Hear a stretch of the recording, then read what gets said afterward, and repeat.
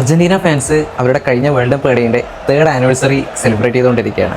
അവരെ സംബന്ധിച്ചിടത്തോളം അത് വീണ്ടും വീണ്ടും ആലോചിക്കുമ്പോൾ ഭയങ്കര ഹാപ്പിനെസ് കിട്ടുകയാണ്. നിങ്ങളൊന്ന് ആലോചിച്ച് നോക്ക്, നമ്മുടെ ലൈഫിലും ഇത്തരത്തിലുള്ള ഒരുപാട് മൊമെൻറ്റ്സുകളുണ്ട്. വീണ്ടും വീണ്ടും ആലോചിക്കുമ്പോൾ ഭയങ്കര ഹാപ്പിനെസ് കിട്ടുന്ന മൊമെൻറ്റ്സുകൾ. നമ്മൾ ചെറിയ കുട്ടിയായിരിക്കുമ്പോൾ എല്ലാവരും വാത്സല്യത്തോടെ നോക്കിയത്, നിഷ്കളങ്ക ബാല്യത്തിൽ വേണ്ടപ്പെട്ടവരുടെ കൈയൊക്കെ പിടിച്ച് സ്കൂളിലേക്ക് പോയത്, ലൈഫിൽ ചെയ്ത ഏതെങ്കിലും നല്ല കാര്യത്തിന് നാട്ടുകാരോ കുടുംബക്കാരോ അധ്യാപകരൊക്കെ ആത്മാർത്ഥമായിട്ട് അഭിനന്ദിച്ചത്, നമ്മുടെ ലൈഫിലേക്ക് കടന്നു വന്ന മറക്കാൻ കഴിയാത്ത കൂട്ടുകാർ, അൺഎക്സ്പെക്റ്റഡ് ആയിട്ട് കിട്ടിയ എന്തെങ്കിലും സർപ്രൈസുകൾ, നമ്മൾ മെച്യൂർഡ് ആയിട്ടില്ലാത്ത നമ്മുടെ കുഞ്ഞു പ്രായത്തിൽ നമ്മൾ ചെയ്ത എന്തെങ്കിലും പൊട്ടത്തരങ്ങളും മണ്ടത്തരങ്ങളൊക്കെ ആലോചിക്കുമ്പോൾ ഇപ്പോൾ ഭയങ്കര ഹാപ്പിനെസ് അല്ലേ. ഇങ്ങനെ നോക്കുകയാണെങ്കിൽ നമുക്ക് സെലിബ്രേറ്റ് ചെയ്യാനും ആലോചിക്കാനൊക്കെ ഒരുപാട് കാര്യങ്ങളുണ്ട്. നമ്മൾ പലപ്പോഴും വെഡിങ് ആനിവേഴ്സറി അല്ലെങ്കിൽ ബർത്ത്ഡേ സെലിബ്രേഷനൊക്കെയാണ് ആഘോഷിക്കാറുള്ളത്.